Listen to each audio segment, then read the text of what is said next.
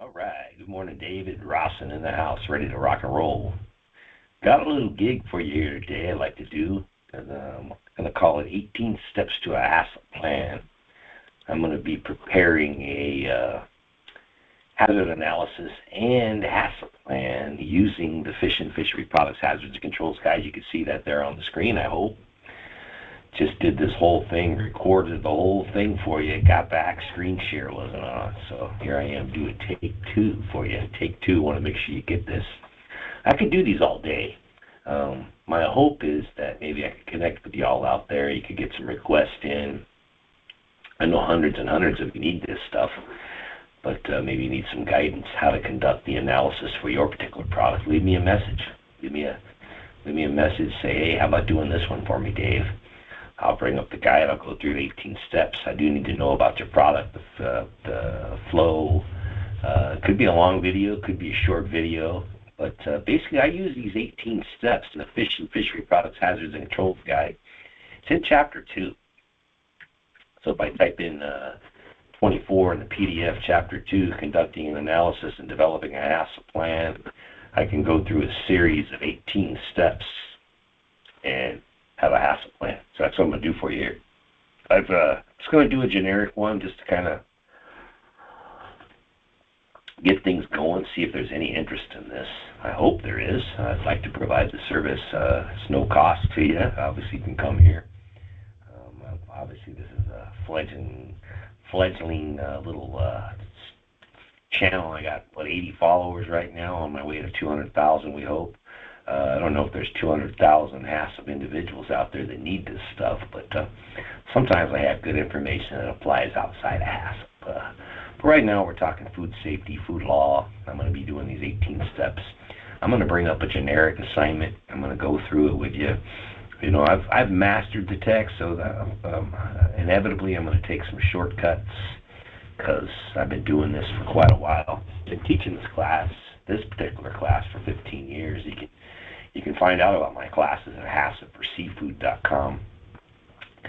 I do at least 4 or 5 a month. I got public classes in my office in Seal Beach, California, and I do virtual classes as well. And you can do them online as well if that's something you'd like to do. Well, let's get this thing going. 18 steps. This guidance will walk us through 18 steps. You can see here, go to the next page. It breaks down the steps. Let me go ahead and make this a little bit bigger for us. It breaks down the steps into 3 categories. We got the preliminary steps, step 1 through 5. We got the hazard analysis, step 6 through 11. And we got the Haccp plan, step 12 through 18. So we can follow these steps. You can see here the steps are laid out. It's a few pages going on here. So we're just gonna kind of practice a little bit. I'm gonna go through a little generic assignment. I thought I'd do a vacuum pack Alaskan cod fillet that we sell to local restaurants to be cooked. I'm right across the street from Old Walt's Wharf over here, Seal Beach, Main Street, California. Come on down, visit. They say once you come to Seal Beach, you always want to come back. I can agree. I've been coming here for over 50 years, Seal Beach, California, my office here on Main Street. I do food law, food science. Subscribe if you want to follow along, learn a few things, get better at this stuff. I'm trying to get better. So step 1, I got to write my name and address. I need a couple things. Let me make this a little bit smaller here. I need a few things. I need a hazard analysis worksheet for sure. Let me bring that up. I'm going to need that. Hazard analysis worksheet. Got one of those, Word doc right here. I'm going to need, I'm going to need more than likely, I'm going to need a Haccp plan form. I'm going to have a hazard, more than likely. So I can bring that up, have it ready. Write your Haccp plan form. You can see that. So I'll get those on standby, ready to go. There's other forms we can use. We got this product description form. Is a great one for multiple type of products. You can utilize a form like this. Flowchart's going to be maybe one. I can see if I got a generic flowchart on here somewhere. I think I probably got a generic one here. Yeah, so a generic one here. So we'll utilize that. Cool. So I bring up my guide. Go to chapter 2. Step number one, let's get into this thing. You know, if a document's required by the FDA, you got to have your name and address on there. Unless, of course, the town is the business, then you could just put the business, because the town is the business. You know what I'm saying? A big, giant company. So record the name and address, processing facility, and space provided on the first page of ASK analysis and the Haccp plan. So I'm going to bring up my analysis. It's not that one. Doing this in vivo, so hopefully my typing skills ain't great. So bear with me. Took typing in high school, never really got the hang of it. Dave's Fish Company, 212 Main Street, Seal Beach, 740. Unit A3. You guys going down below upstairs. Unit A3, if you come by, check me out. It's 212 Main Street, C typing. Excuse me. So, but I said we were going to do a vacuum. Oh, so step one, sorry, back over the steps. Write your name and address. I did that. Name and address. Step one, name and address. Step two, here, describe the food. So it gives me some examples. What kind of fish, what kind of product, what kind of pack. I'm just doing a raw fish fillet back to pack. So we do Alaskan cod, vacuum, pack, Alaskan cod fillet. Cool. Step two. I think we got it. Just kind of freestyling here a little bit, but showing you these steps. Step number three, describe the method of storage and distribution. Stored and distributed frozen. I like that. I can copy that. A lot of times that'll work. Just copy that, baby. Go back to my form. And paste. Stored and distributed frozen. Intended use consumer. Go back over here. Step four, intended use consumer. To be fully cooked before consumption. I like that. To be fully cooked before consumption. I'll grab that. Excuse me. Drop that in. General public. It's going to restaurants. So it's general public needs. Boom, I got step 1 through 4 knocked out right there. So I got the font a little bit different. I could clean that up if I wanted to. Move it out. You know that. Fix it up. Make it look pretty. And got the below. There we go. All right, so let's step 5. Let's keep going. 18 steps. Step 5 says develop a flow diagram. It says the purpose of the diagram is to provide clear, simple description of the steps involved in the processing your fishery product associated with ingredients as they flow from the boat to the throat. Well, it starts at receiving, right? It starts at receiving. From receipt to distribution, you got to know everything from the boat to the throat. So it also goes on to say that if you have other ingredients, make sure you do the same for all the ingredients. We're just doing a raw fish fillet back to pack right here, just a basic one, just to show you how to do this. 18 steps. Figure A1, Appendix 2 has an example of flow diagram. So I could go to the appendices. There's a table of contents here I want you to know about. So you go to table of contents. See, there's 21 chapters, 12 appendices, 2 addendums. Appendix 2 has some forms. You might like that. I'm sorry, Appendix 1 has forms, Appendix 2 has a flow chart. Okay, so I brought up one earlier, the basic one here I can use. So I'm just going to make it real easy. Receive, store, fillet,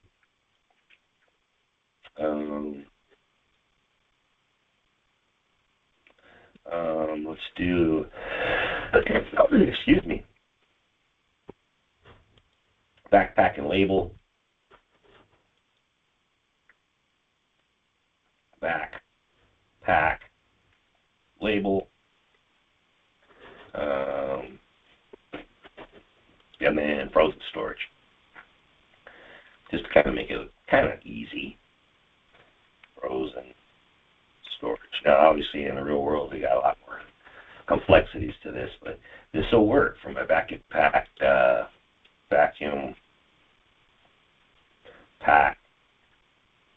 cod fillets. Alaskan cod, I said right. So I'll stay congruent cod fillets. There's my flow chart. Receive, store, fillet, backpack, label, and frozen storage. Wow. Step number 5. So we got that. Let's go back to those 18 steps. We just did step 5. Step 5, develop the flow diagram. All right? So I just did that. So we're moving on. We did the preliminary steps already. Wow. Step 6, set up the hazard analysis. Record each of the processing steps from the flow diagram in column 1. So let's go back to my hazard analysis. Receive. Remember, those are my steps. Store, fillet, backpack label, and then frozen storage. Cool. So I did that. Step 6. Can't believe it. Moving along. Step 6. So I took the steps from my flow chart. You remember that. Took the steps from my flow chart, and I put those in column 1 of the form here. So we got this baby looking good. So you should be able to do that, no problem right there. Step 1 through 6, easy. Probably 7 and 8 too is going to be pretty easy. Let's take a look. Probably handle that. Step 7. So remember, in food safety, we got these biological, chemical, physical hazards that can affect our products. But in the fish world, we categorize them as species and process related. So it tells me here that I need to find table 3.2 or table 3.3 and find the market name of my fish, okay, or the Latin name if there's more than multiple types and you're using one that's specific. Use table 3.2 for my vertebrates, table 3.3 for my invertebrates. Determine whether the species has a potential hazard.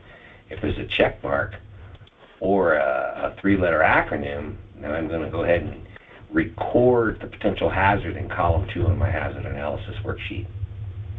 So table 3.2 and 3.3 have the best current information, but it says here that your expertise or someone outside might say, hey, there's additional hazard you need to consider. So make sure you do that. So step 7, we're going to look up Alaskan cod. So let's do that. So I'm going to go to table 3.2. I'm in chapter 3. Table 3.2, vertebrate species. I'm going to go to cod. I'm going to scroll down to cod. Cod. I said Alaskan cod, so here it is, Alaskan cod, easy enough. And then we see a check mark here for parasites. So I'm going to go ahead and it said record that. Record that at each step. That's what it said. Just read that. So parasites, I'm going to copy that. I'm going to drop it in each step. Drop it in storage. I'm going to drop it in fillet. If you know anything about cod, yeah, generally cod, they have parasites. Okay? So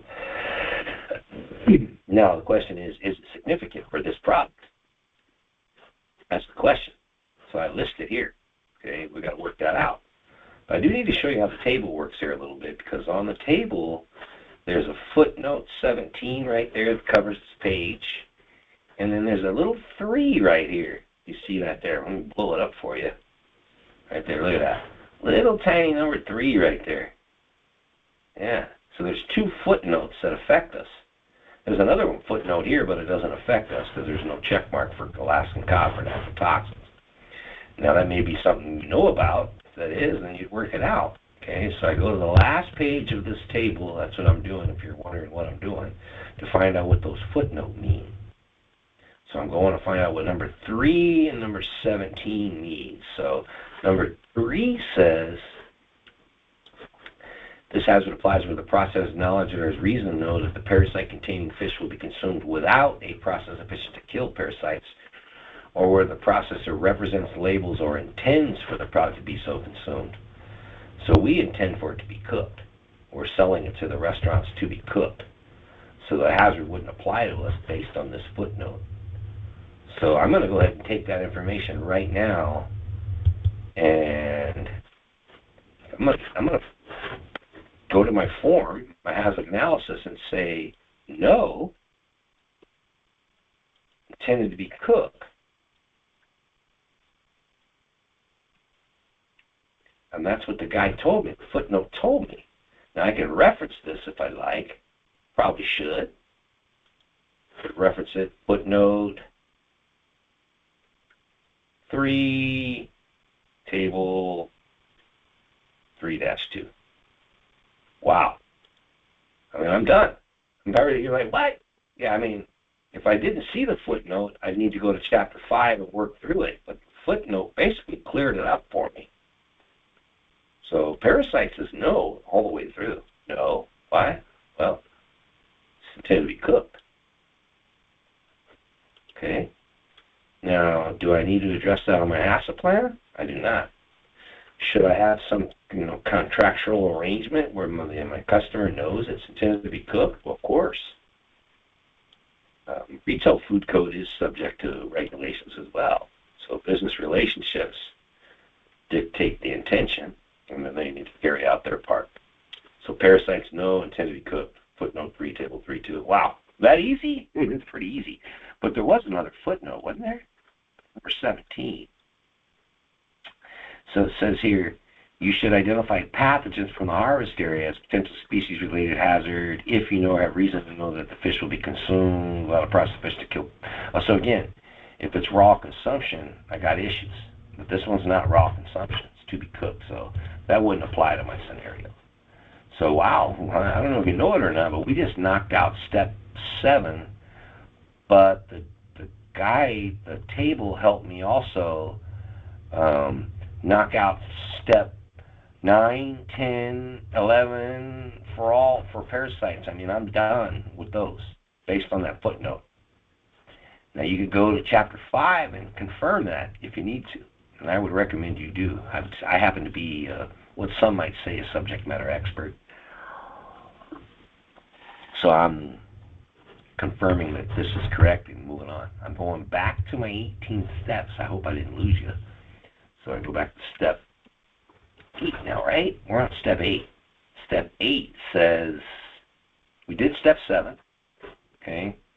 We're going to step 8, identify my potential process-related hazards. It says, find table 3.4, chapter 3, and the finished product and the package type that matches as closely to what I'm doing.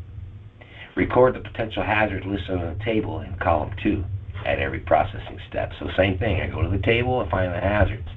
It says you may need to include potential hazards for more than one finished product. So you got to check that out. Table 3.4 has the best information, but don't forget, bring your expertise to the table. There might be something that the FDA is not communicating. So let's go back to the tables. I think that starts on like page 82 of PDF. 84 PDF. Table 3.4 is for my process-related hazards. So I need to find the one that best describes what we're doing. So we don't do batter, no. Cooked, no. It's getting cooked, but not by us. Dry fish, no. Fermented, no. Fish oil, no. Fully cooked, prepared, no. Pasteurized, no. There it is. Raw fish other than oysters, clams, or mussels, fin fish, and non-fin fish in a reduced oxygen package. This is the one right here. This is our example.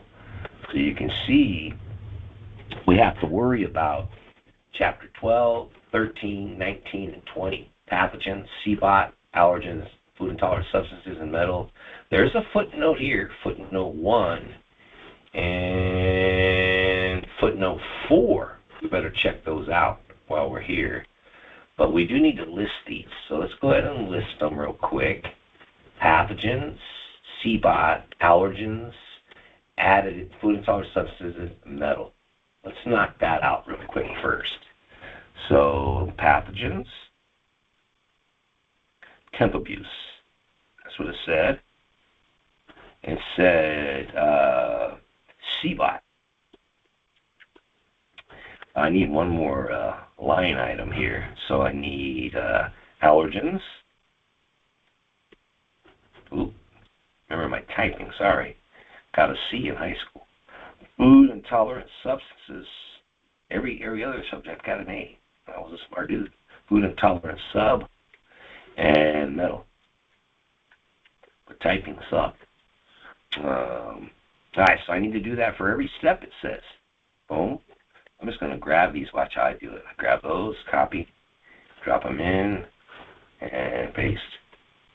Go down here. Yeah, I got to add one line, remember, to each one because my form was preset. So I got all these I'm just following these 18 steps to a Haccp plan. This is probably not going to feel good for you if you like taking shortcuts. I'm not taking any shortcuts here. I'm following these 18 steps. Well, I'm trying not to take any. And I list every hazard at every step. I've got this thing set up pretty good here. I've got my name and address, product description, method, store, distribution, intended use, consumer. I got my processing steps in column 1. I identified all my potential hazards according to it. And the footnote in table 3.2 basically squashed parasites, got rid of it. Don't need to worry about it. Now, there were a couple footnotes I want to go back to just double check. Table 3.4, remember? There was a footnote number 1 here, and then there was a footnote number 4 there. So I want to see what those mean. I'm going to go to the end of this table. Footnote 1 says you should include potential hazard for more than one finished product. Well, ours was defined well enough right there, so we're good. And applies to fin fish and crustacean. Well, we sell fin fish. All right, so there are things that are fish, defined as fish, that aren't fin fish and crustacean. So this doesn't apply to us. So we've got that handled. Super cool. So what I want to do now is I want to go back to the 18 steps. Remember, we're doing that 18 steps. So we did step 8. Now we're on step 9. Here's where it gets hard. Here's where we separate the good stuff from the junk. Here's where we lose people that don't want to read, that don't want to dig in. So step 9, understand the hazard. It says consult the hazards and controls chapters of the guidance, chapters 4 through 21 basically, for each potential hazard, and understand it, determine it, understand the nature of the hazard, how it occurs, when it occurs, why it occurs. Now, I can't do that for each hazard with you. I'm not going to go read each one and cover each one with you. You can attend one of my seafood Haccp classes, either live in Seal Beach, or you can go online, or you can do a virtual class with me. There's a lot of ways to do that. So I want you to think about doing that if you need to, but right now we're just going to kind of be based on my experience and my education. I understand its hazards.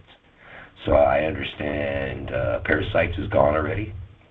Now I need to go to chapter 12, chapter 13, chapter 19, chapter 20. I need to understand them. Then, look at this, step 10. Determine if the hazard is significant. Now here we're back to our form, because look what the form says here. I bring up the hazard analysis worksheet here, and it tells me, is the potential hazard significant? Oh, well, that's step 10. So I need to go to chapter 12, find that section, answer the question. So this will be step 10, answering here and here. Okay. Step 11 will be answering here and here if I need to. It says right here, what control measure can be applied for a significant hazard. So if I have a yes in column 3, I need a response in 5 and 6. Technically, if I have a no in column 3, 5 and 6 don't need a response. Okay. So I'm going to go to chapter 12 and show you how the chapters work. I go to chapter 12, and I think it's about 260. Oh, chapter 12. Remember, first I have to understand the hazard. Then I need to determine whether the hazard is significant. That's what we're on right now. So again, I kind of got this stuff down a little bit, trying not to take too many shortcuts, but I need to work through here now. I just want to show you how the chapter works to determine whether the hazard is significant. I got to answer yes or no for pathogens. Okay? So it goes through some scenarios. Number 1, is it reasonably likely that unsafe levels will be introduced? Those that come in with it. And number 2, is it reasonably likely pathogens will grow? Number 3, can unsafe levels of pathogen and toxin be eliminated or reduced? So I got to go one by each scenario and look at each step. There's a lot of good information in Appendix 4. Super good information. Table A2, Table A1, a lot of good information to help you. But it also has a section here that's interesting, intended use. And it goes on to say here, and again, I've mastered this stuff. So FDA is not aware of any Haccp controls that exist internationally for the control of pathogens in fish and fishery products that are customarily fully cooked by the consumer and user. Oh, so it's telling me I can say no here because it's going to be cooked. That's what it said. I can reference that too if I need to. So pathogens is no. Intended to be cooked. I'm going to go ahead and grab this right here, copy it. I'm going to change the reference on it. I'm going to change the reference to chapter 12. Chapter 12, page 214. Boom. Okay, now I'm going to grab that. Guess what? It's the same for everyone. No. Boom. Fillet, no. Now don't think we don't have temperature control. We do. We're required to. We're required to have temperature control all the time. If a food can support the rapid growth of undesirable microorganisms, 21 CFR 117B tells us we have to keep that food cold at all times. Okay, or hot. We could do hot if we want to. So you can see here, though, based on this product and based on a facility that's following GMPs, that's important to consider. It's intended to be cooked. We're already managing the conditions all the time. The answer is no. So chapter 12 confirmed that, page 214. All right, hey, I'm no dilly-dallying. I got to keep going. We're working on CBOT now. Now, CBOT's tough. So we've got to go to chapter 13 for that. First thing, remember, and I already told you I understand these hazards, so I didn't spend time doing the understand part. But when I go to chapter 13, the first thing we're going to see is understand the hazard. Sorry, let me get through the scrolling here. Chapter 13, here we go. Understand the hazard. So I can't spend all day with you on this. I wish I could. You can join some of my classes, spend all day with me. We do usually 2-3 day classes depending on the topic. So we will talk food safety all day, but we got to understand the hazard. And so when does C. botulinum grow? Well, most of you probably know. If you don't know, this is going to give it to you, chapter 13. But basically it grows when there's no air. It's an anaerobe. Grows in the absence of oxygen. And I can find that information here in this chapter, or I can go to table A1 and appendix 4 and learn that. The conditions under which C. botulinum can grow. So it grows when there is no air. Okay, it's an anaerobe. So when does that happen? Well, that happens at the vacuum pack step. So what I need to do is go back over here to my form and kind of communicate that stuff. So at receiving, is there air? Well, yeah. So it's no. Why? Air present. Now I can reference the appendix tables. I can reference chapter 13. But at storage is the same thing. Air is present. Still there. Okay? I go to fillet. Guess what? No. What? Air is present. It's not going to grow. Okay? If it were there, it wouldn't grow. Now, if it were there and I vacuum pack it, changes to yes now. Okay? Why? Remove the air. Okay? I remove the air. It's that easy. Okay? So here's where it gets a little more complicated, because now I've said yes. Okay? When I say yes in column 3, I need a response in column 5 now. But don't worry, the text helps us. So that's actually step 11 now. Let me go there real quick. Step 11. Step 11, back over to the 18th steps, because we said yes, there's no air. So now it's going to grow. So I'm going to go back to step 11 and see what it says. Excuse me. It says, for each processing step where a significant hazard is identified in column 3, determine whether it is necessary to exercise control at that step. So that's what we got to try to figure out. Do we do it there or where? The hazards and controls chapters of this guidance contain, each section says, identify critical control point, which provides information about the control. Okay, so we may already know where, but I need to show you here, it also has a section that says, right here, it has information on the CCP, which provides information about where control should be exercised Each chapter discusses one or more control strategy for how the hazard should be controlled. For me, I need to know how it's going to be controlled to know where I'm going to control it. Does that make sense? So what I do is I go to that strategy table. So I got to go to chapter 13,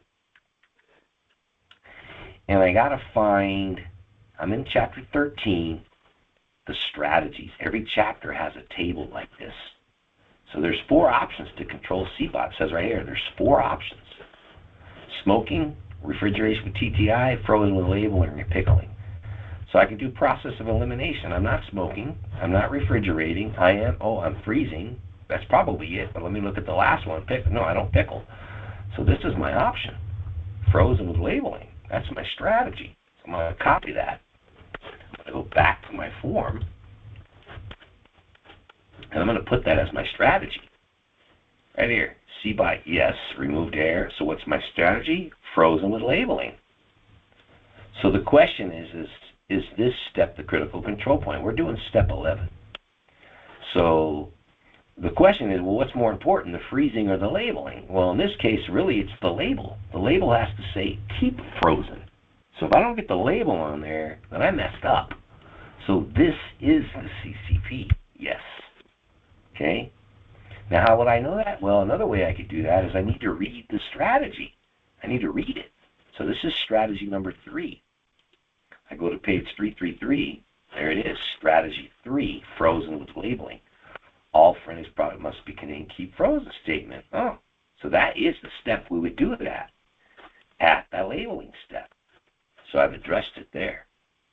So now when I look at CBOT at frozen, well, it won't grow in the freezer, and it's already labeled. Labeled,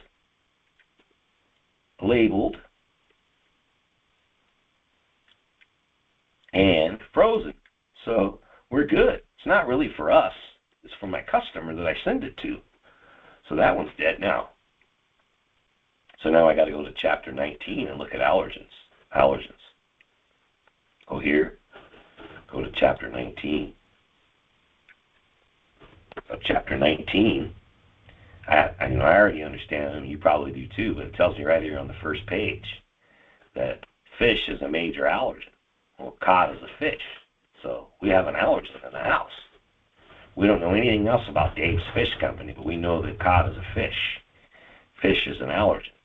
So yes, fish is an allergen. Oh, so now I need a strategy. Remember?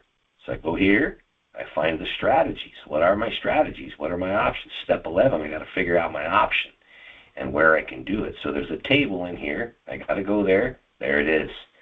There's the options. Finished product labeling, receiving labels, raw material testing, or supplier declaration. So I could use either one of these probably, or both, but I'm just going to make it a little simple today. Finished product label examination, that's what I'm going to do. So I go back to my hazard analysis. In response to my yes, I'm going to do finished product label examination. I told you I kind of want to know what I'm going to do so I know where I'm going to do it. I'm not going to label it at receiving, so the answer is no here. The answer is, again, yes here, because fish is an allergen. I'm going to copy this. Copy, drop it in right here. Basically the same right here. Boom. Same here. Boom. Because I'm not controlling it yet. Now here it changes up, because this is where I control it. I'm going to drop that in, and then I'm going to change this no to a yes, because that's where I control it. And then once I go to finish storage, no, I already labeled already. Boom. Allergens is gone. So now I got to go to food intolerant substances.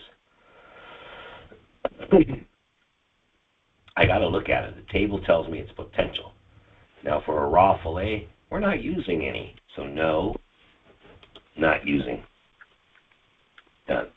That's it. Okay, I'm going to copy that. Now you may not want to do that.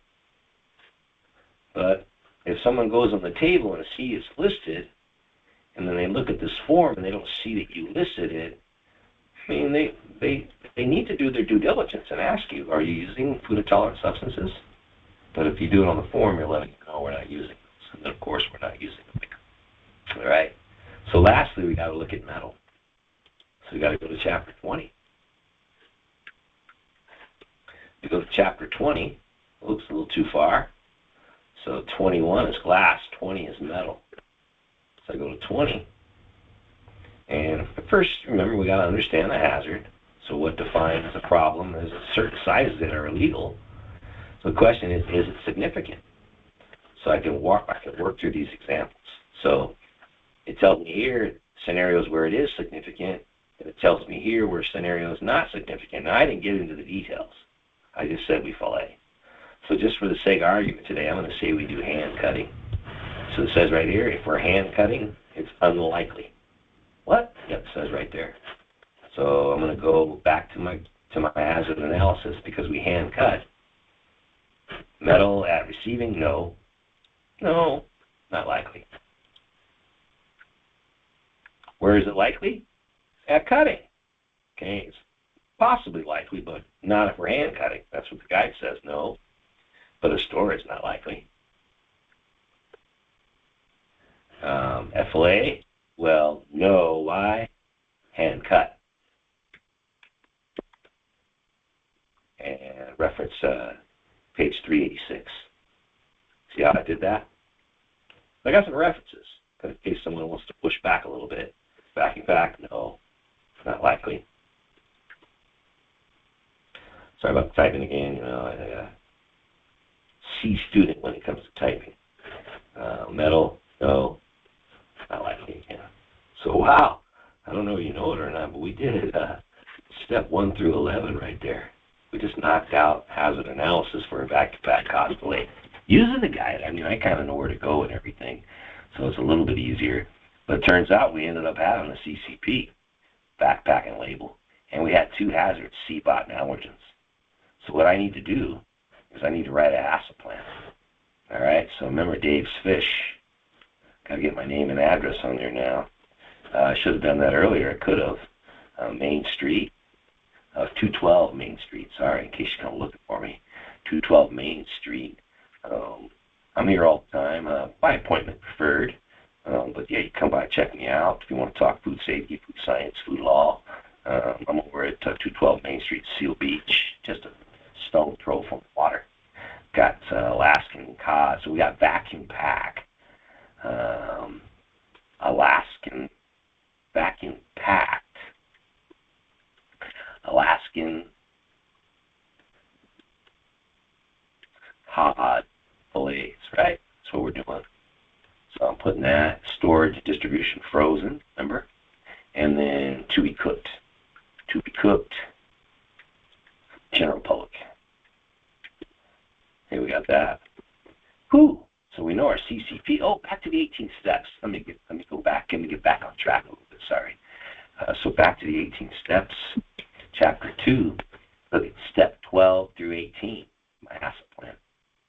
So find the processing steps you identify the CCPs in column 6 of your hazard analysis. Basically, it's backpack and label.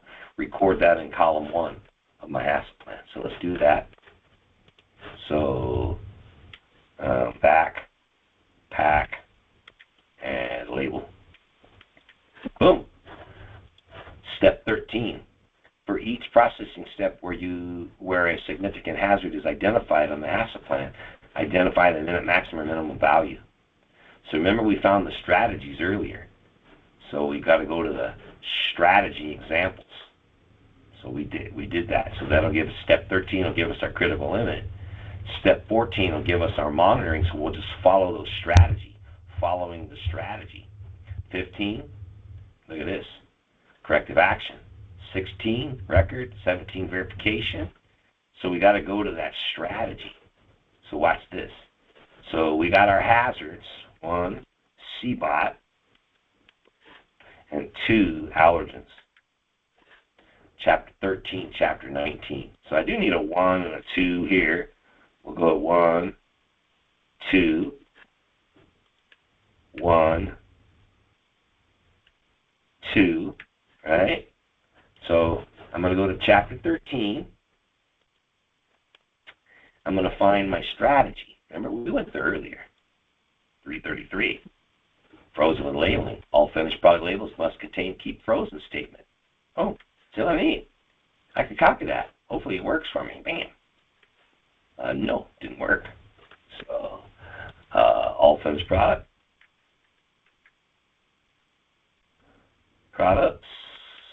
must contain keep frozen statement. Oh, good enough. Next. What's my monitoring? Well, what? The label for the presence of the statement. How? Visual. How often? A represented number. So we got to create that. And any person that's a pack room person. So, boom, what? Label for presence of keep frozen statement. How? Number one, it's visual, right? How often? Well, just to keep it easy for us, every pack, which would be hard. To who? Pack room employee. Okay. According to 117.4, 21 CFR 117.4, all employees are going to be trained. So a pack room employee is already going to know what's up. So corrective action, look at this. Segregate, relabel any improperly labeled product and determine the corrective cause of the improper labeling. So I could just copy this. Let's see if it works for me. Segregate, relabel. Corrective action. Worked. So segregate, relabel. And you saw that right there. And it says and determine the root cause. Correct. So I'm going to do both right there. And bam. Nice. So verification. Verification says review records within a week. Hopefully I grab all that. Copy that. Drop that baby in. Beautiful. So I got that now. And then record keeping.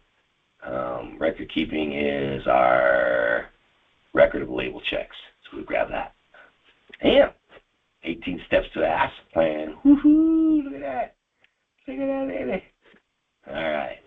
So we got CBOT finished. We followed the strategy. Oops, sorry about that. We followed the strategy. Doing this live for you.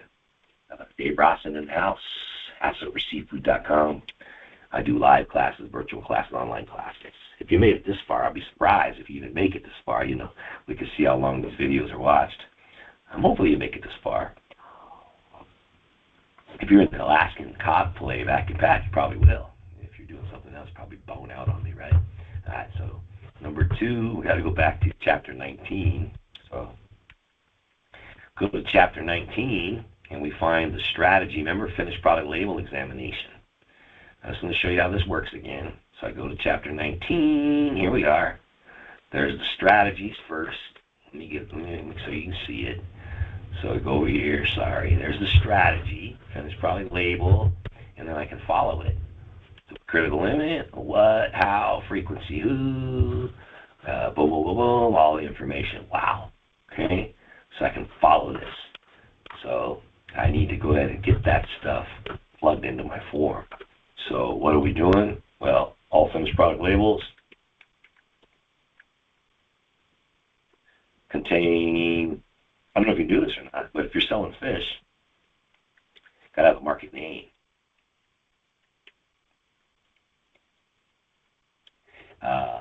Checking the label for presence